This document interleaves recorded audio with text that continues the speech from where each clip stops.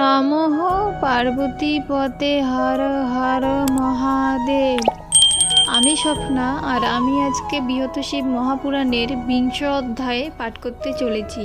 আজকে 20 অধ্যায়ের প্রধান জ্যোতির্লিঙ্গ ও উপলিঙ্গের নাম এবং স্থানের আজকে প্রথম, দ্বিতীয়, তৃতীয় এবং চতুর্থ পাঠ করতে চলেছি। কারণ 20 অধ্যায়ে 4টি পাঠই আছে, তো আমি প্রত্যেক দিন 3টে পাঠ করি, তো আর একটা পাঠ আমি বাকি রাখবো না।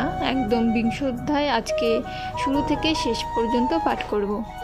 তো তোমরা সকলে চলে এসো বৃহৎ শিব মহাপুরাণের মধুরবাণী শ্রবণ করতে। আজকের শ্লোকটি হলো: সর্বলিঙ্গময়ী ভূমি সর্বম লিঙ্গময়ম জগৎ লিঙ্গময়ানি তীর্থানি সর্বম লিঙ্গে প্রতিষ্ঠিতম।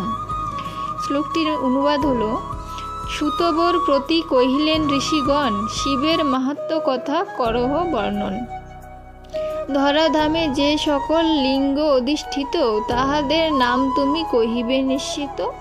সুতবর কহিলেন, হে মহর্ষিগণ, যাহা জিজ্ঞাসিলে মোরে করিতে বর্ণন। সেই শিবলিঙ্গ সংখ্যা হইবে যে কত, তাহা বর্ণিবারে সবে অক্ষম নিশ্চিত।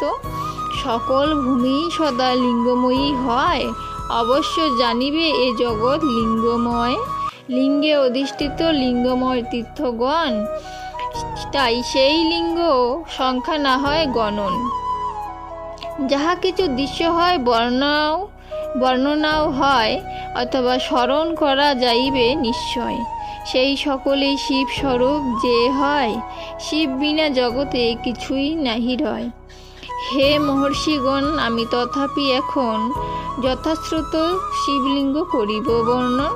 পৃথিবীতে পাতালেতে আর সর্বপুরে যত লিঙ্গরূপী শিব অবস্থান করে, দেবতা দানবগণ ও মনুষ্যগণ শিবরূপী সেই লিঙ্গে করেন পূজন। দেবতা অসুর আর মনুষ্যগণেরে মহেশ্বর ব্যাপিয়া আছে নিরন্তরে।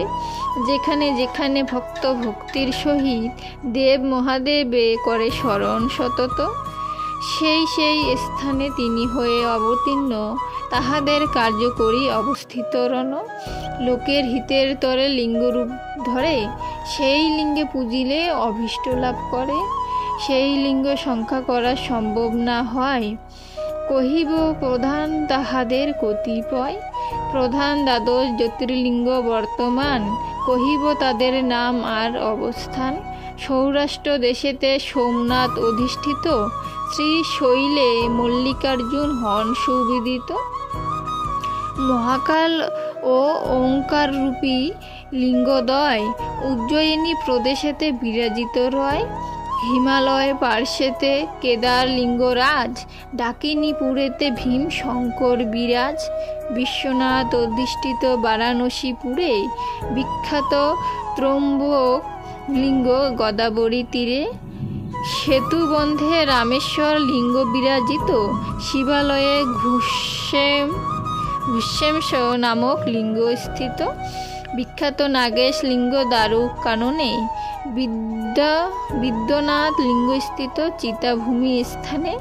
প্রাতে এই দ্বাদশ লিঙ্গের স্মরণেতে, অচিরে পাতক রাশি বিমুক্ত নিশ্চিতে। তাহার সকল কার্য সিদ্ধ সুনিশ্চয়। ইহাদের দর্শনে পাতক নাশ হয়। যার প্রতি তুষ্ট হন দেব মহেশ্বর, তার সর্বকর্ম ক্ষয় হইবে সত্তর।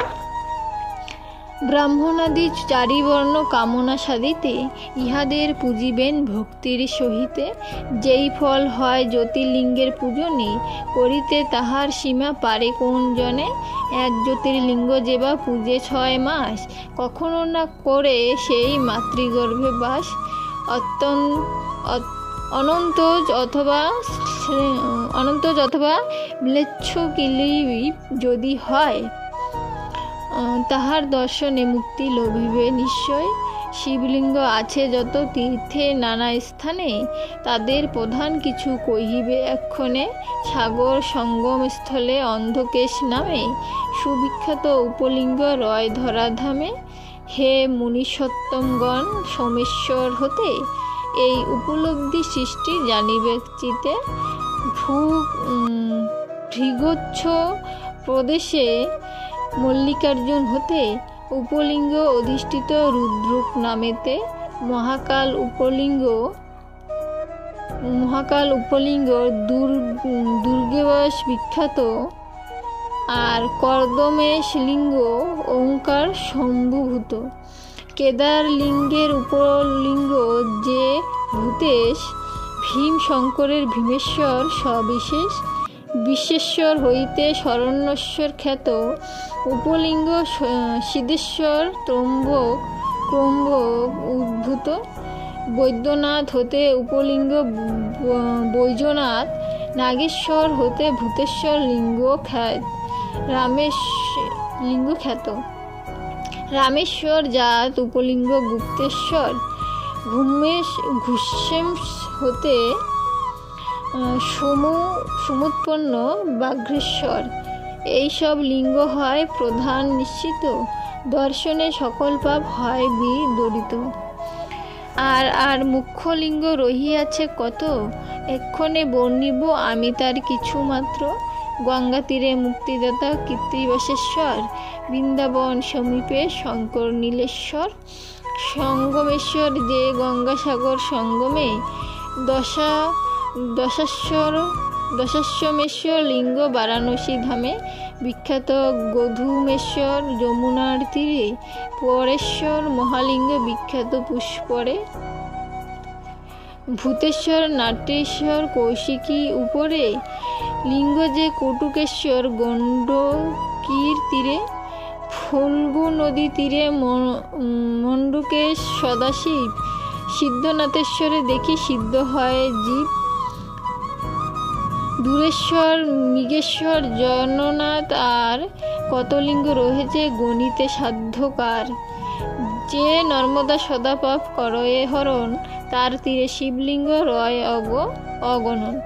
নর্মদায় যেসব পাষাণ অবস্থিত, শিবের সদৃশ্য তাহা জানিবে নিশ্চিত। তাহাদের মাঝারে প্রধান কতিপয়, নামমাত্র বর্ণনা করিব এ সময়। বিখ্যাত আবতেশ্বর লিঙ্গ পদ্মেশ্বর, সিংহেশ্বর সোমেশ্বর ও কুমারেশ্বর। তীক্ষ্ণেশ ধুরন্ধরেশ্বর লিঙ্গ শূলেশ্বর, বিখ্যাত কুবেরেশ্বর ও নন্দিকেশ্বর। প্রসিদ্ধ মঙ্গলেশ্বর, আর কত শিব, যাহার পূজায় সিদ্ধ হয় সব জীব। যেই জন স্নান করে লিঙ্গ সরোবরে, তার পাপরাশি হয় বিনাশ সত্তরে। জ্ঞান সংহিতায় 20 অধ্যায়ে জ্যোতির্লিঙ্গ ও উপলিঙ্গের নাম এবং স্থান কথন এখানেই সমাপ্ত হলো। আজকে 20 অধ্যায়ে 4টে পাঠ ছিল, তো তাই আজকে আমি 4টে পাঠেই সমাপ্ত করে দিই। অন্যদিন 3টে করে পাঠ করি, তো ভাবলাম আর একটি পাঠ কেন পড়ে থাকবে, এই পাঠটিও আজকেই পাঠ করে ফেলি। তাহলে পুরো শ্লোকটা এবং শ্লোকটার অনুবাদটা আমাদের সকলেরই বুঝতে সুবিধা হবে, জানতে সুবিধা হবে। আর যেহেতু অনেক সহজভাবে বর্ণনা করা আছে, তাই আর আমি বিশ্লেষণ করতে যাইনি। আমি নিজেও বুঝতে পারছি কিছুটা প্রবলেম হলেও, কারণ প্রত্যেকটা ওয়ার্ড যখন বুঝতে পারি, 2-1টা ওয়ার্ড থেকে আমাদের ধারণা হয়ে যায় ভগবান সম্পর্কে, তো বুঝতে পারি আর কি ভগবান সম্পর্কে। তো তোমরাও অবশ্যই বুঝতে পারবে যখন আমিও বুঝতে পারি। যদি বুঝতে না পারো, 2-3বার ভিডিওটা দেখার পর অবশ্যই বুঝতে পারবে। তো সকলে অবশ্যই চেষ্টা করবে বৃহৎ শিব মহাপুরাণের এই 20 অধ্যায়ের আজকের শ্লোকটা পাঠ করার বা এই শ্লোকটা শ্রবণ করার। তো আজকে এখানেই সমাপ্ত করছি। সকলে ভালো থাকবেন, ধন্যবাদ।